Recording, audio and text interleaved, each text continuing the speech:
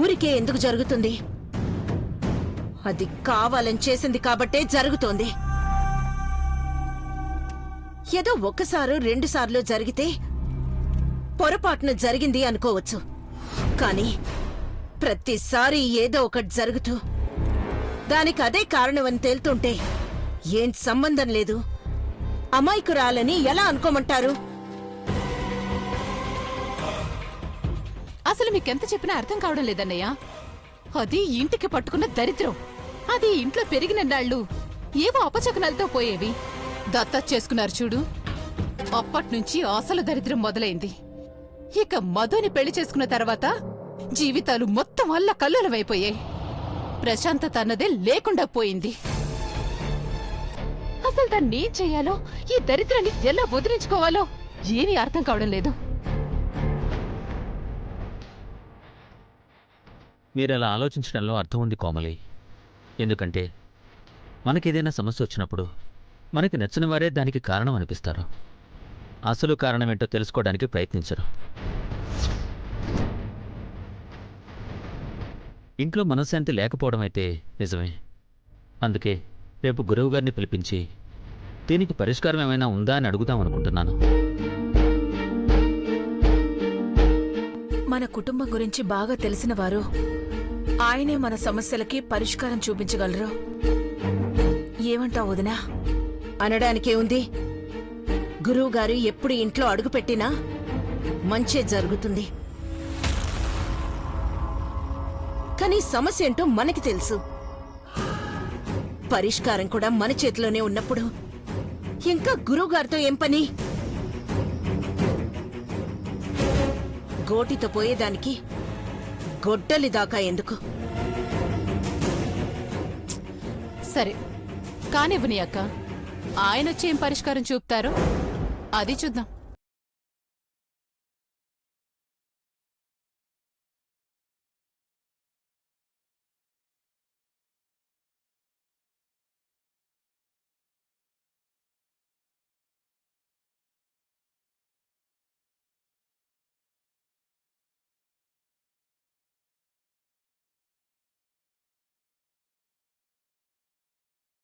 పెట్టుకుని నువ్వు నాతో మాట్లాడకుండా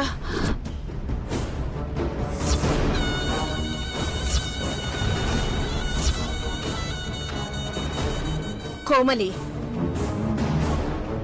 నాకు తగిలిన దెబ్బ మామూలుది కాదు.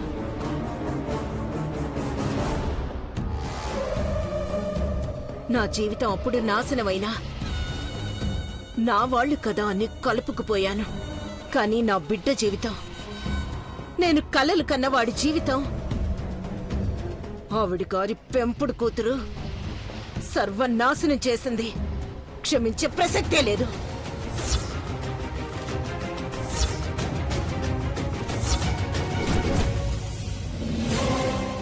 వదినా, తర్వాత మాట్లాడుకుందాం. మీరు వెళ్ళండి. సరే వదినా, గురువుగారిని పిలిపిస్తాను.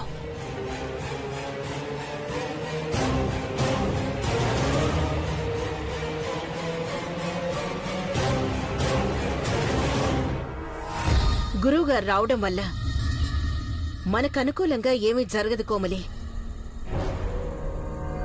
ఆయనొచ్చి మళ్ళీ అది అదృష్టవంతురాలు, ఎక్కడుంటే అక్కడ మంచి జరుగుతుంది అని అంటారు. మళ్ళీ ఇది మన నెత్తినెక్కి కూర్చుంటుంది. అది నిజంగా అదృష్టవంతురాలేక్క. లేకపోతే ఎక్కడో ఫుట్పాత్ మీద పెరగాల్సింది అన్నయ్య దత్తత తీసుకోవడమేంటి, నీకు కోడలు కావడమేంటి? అది నిజంగా అదృష్టవంతురాలే.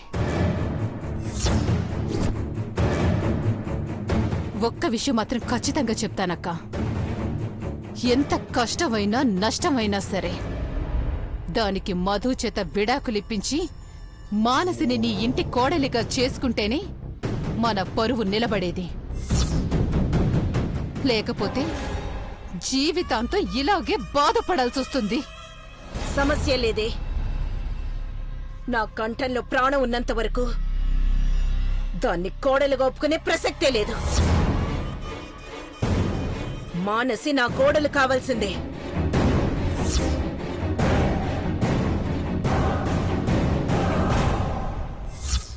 ఈ ఇల్లు నాశనం కావాలని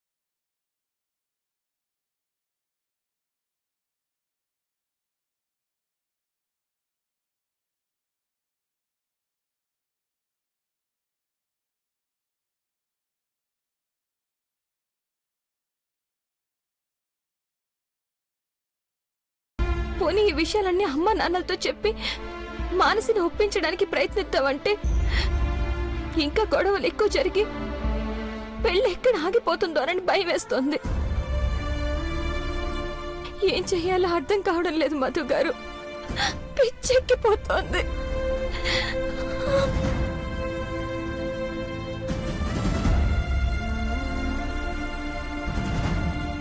ఏంటి మృదుల ఇది? సమస్య కొత్తది కాదు, పరిష్కారం తెలియంది కాదు, కానీ సరైన టైం కోసమే కదా మనం ఎదురు చూస్తున్నాం. అన్నీ తెలుసు కూడా నువ్వు ఇలా నీరు కారిపోతే ఎలా? నీ మంచి మనసుతో నువ్వు ఏం చేసినా మంచి జరుగుతుంది. నీ ఏడుపు ఈ ఇంటికి మంచిది కాదు మృదుల. వద్దు, బాధపడకు మృదుల. అత్తయ్య వాళ్ళు రేపు స్వామీజీని పిలుస్తున్నారు కదా, ఆయన వచ్చాక అన్ని సమస్యలు పరిష్కారం అవుతాయి. చూడు, నువ్వు కోరుకున్నట్టు మానసి మనసు మారుతుంది, వేరే పెళ్లి చేసుకుంటుంది. నేను హామీ ఇస్తున్నాను. కొంచెం ఓపిక పట్టు, సరేనా? మృదులా, మృదులా, అత్తయ్య పిలుస్తున్నారు. ఎన్ని సమస్యలున్నా అత్తయ్య తట్టుకుంటారు, కానీ నువ్వు కన్నీళ్లు పెట్టుకుంటే మాత్రం తట్టుకోలేరు. నువ్వు వెళ్ళు.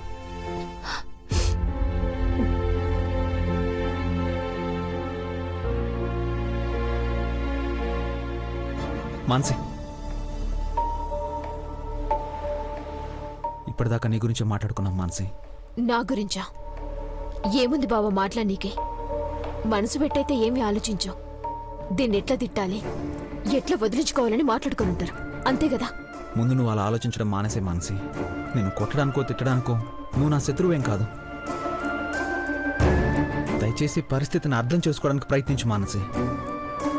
జీవితంలో కొన్ని జరిగిపోతే అర్థం చేసుకోవాలి, అడ్జస్ట్ కావాలి. అంతకు మించి వేరే దారి ఉండదు. కానీ నువ్వు అర్థం చేసుకోకపోవడం వల్ల ఎన్ని సమస్యలు వస్తున్నాయో చూస్తున్నావా? నీ సంతోషం మీదే ఈ కుటుంబం సంతోషం మొత్తం ఆధారపడింది మానసి.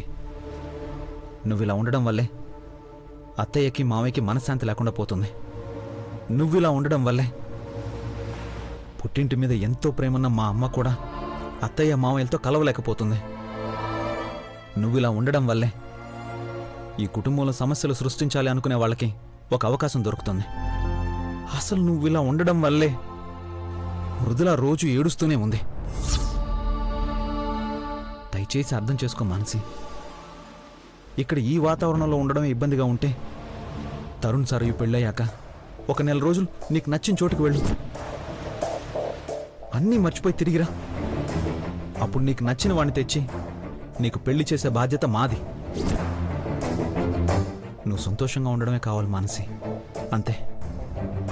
అర్థమవుతుందా? ఇందాక నేను చెప్పింది కరెక్టే బావా. దీన్ని ఎట్లా వదిలించుకోవాలని అని మాట్లాడుకున్నారు, అట్లనే ఆలోచిస్తారా. కాకపోతే కొంచెం స్మూత్గా చెప్పినావంతే. బా, నువ్వు మళ్ళీ అక్కడికే వస్తున్నావు. నేను చెప్పేది దయచేసి విను. వేరే దారి లేదు మానసి. నువ్వు ప్రశాంతంగా ఉండి మమ్మల్ని ప్రశాంతంగా ఉంచు. ఇంతకు మించి నిన్నెలా బతిమాలలో నాకు తెలియడం లేదు. ప్లీజ్ ఆలోచించు, అర్థం చేసుకో మానసి.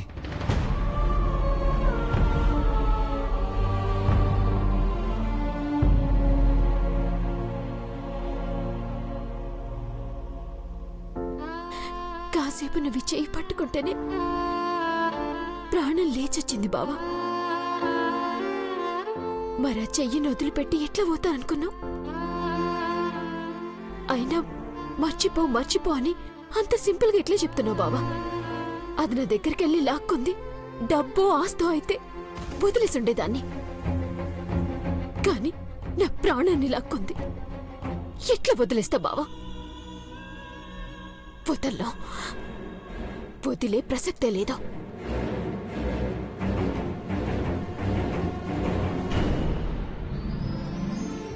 భారతి, గురువుగారు ఆశ్రమం నుంచి బయలుదేరారు. ఈరోజు ఆయన ఉపవాసం. ఆయన శిష్యులకు మాత్రం భిక్ష చేయమన్నారు. వాళ్ళేం ఫోన్ చేస్తారో తెలుసుగా? తెలుసండి, మృదుల అదే పనిలో ఉంది. ఓకే.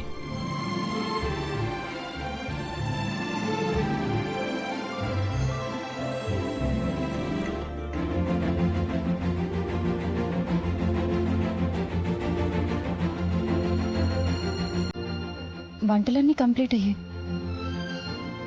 స్వామీజీ గారు వచ్చారో లేదో.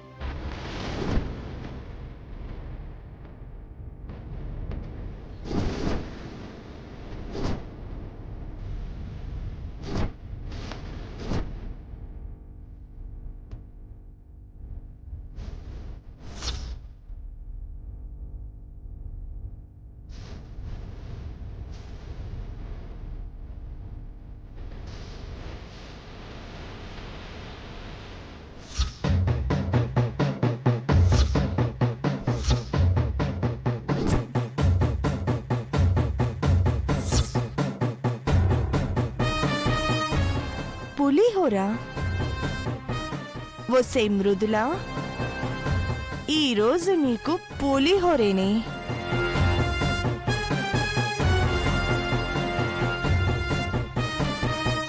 గుమగుమలాడే చికెన్ సాములోరికి ఈరోజు చికెన్ పులిహోర.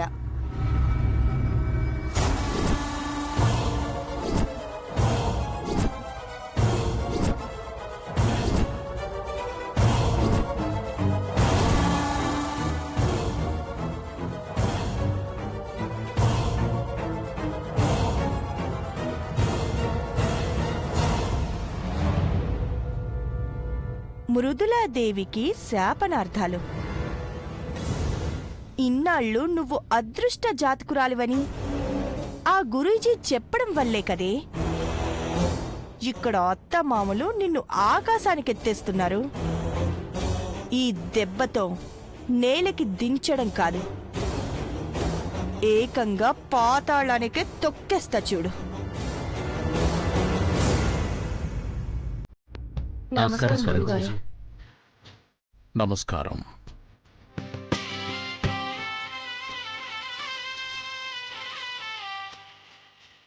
పెళ్లి పనులు ఎలా సాగుతున్నాయి? అన్నీ బాగానే మొదలు పెడుతున్నాను స్వామీజీ, కానీ ఎప్పుడూ ఏదో ఒక ఆటంకం వస్తూనే ఉంది. ఒకటనుకుంటే మరొకటి జరుగుతుంది. ప్రతి విషయంలో ఏదో ఒక గొడవ. ఇంట్లో మనశ్శాంతి అనేది లేకుండా పోతుంది. అసలు ఈ పెళ్లి ఏ ఆటంకం లేకుండా జరుగుతుందా అని భయమేస్తోంది.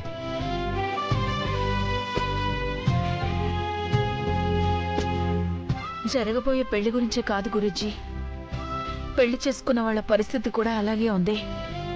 ఒక్కరోజు సంతోషంగా ఉన్నది లేదు, ఎప్పుడు ఏదో ఒక సమస్య.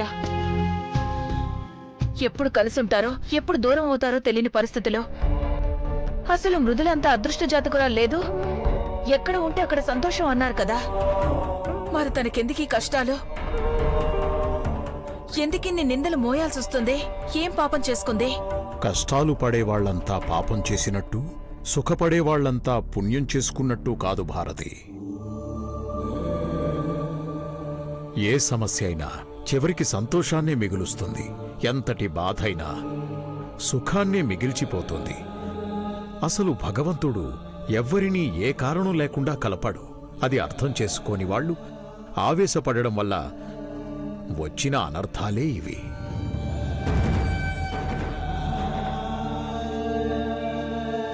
ఆ ప్రయత్నాలు మానుకుని కొత్త జీవితం కోసం ఆలోచించడమే ఉత్తమం.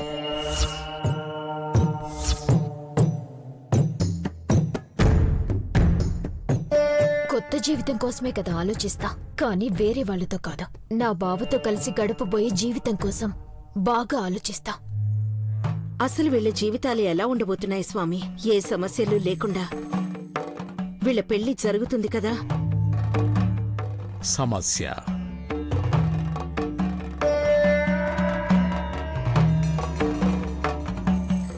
ఎక్కడ పరిష్కారం ఉందో దాన్ని వదిలేసి సమస్య చుట్టూ తిరుగుతున్నారు మీరు.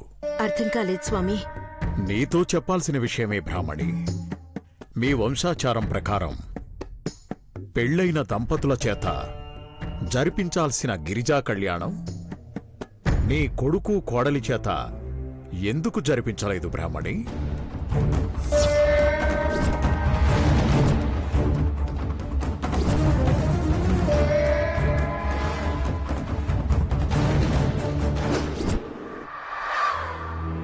ఇష్టం లేదు కదా అని కళ్యాణం కాకుండా పోతుందా?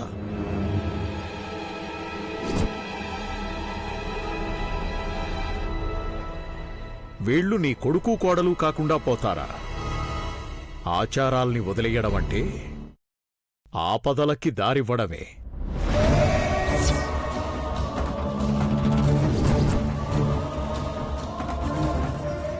అసలు ప్రతి సంవత్సరము ఊళ్ళో జరిపించే గిరిజా కళ్యాణం 3 వర్షాలుగా జరిపించడమే మానేశారు. వెంటనే నవదంపతుల చేత కళ్యాణం జరిపించండి. ఆ కళ్యాణ ఫలం వల్ల 7 జన్మలు తోడుగా ఉండడమే కాక మీ కుటుంబంలో సమస్యలన్నీ తొలగిపోతాయి. అలాగే స్వామీజీ, తప్పకుండా జరిపిస్తాం.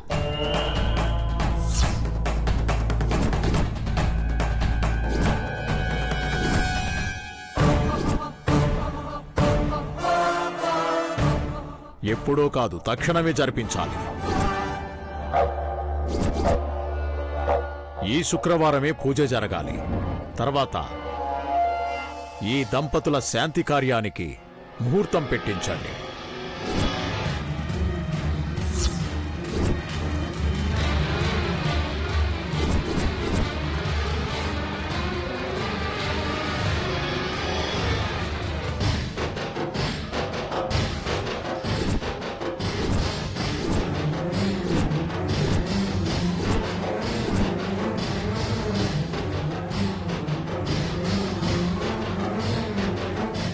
వాళ్ళకి శోభనం అనగానే డెఫినెట్ గా నీ గుండె పగిలిపోయి ఉంటుంది మాన్సి. అయినా ఇక్కడ నా పెళ్లి కూడా జరగకుండానే దీనికి శోభనమా? ఇది కూడా జరిగిపోతే ఇక నేను అనుకునేదేదీ జరగదు.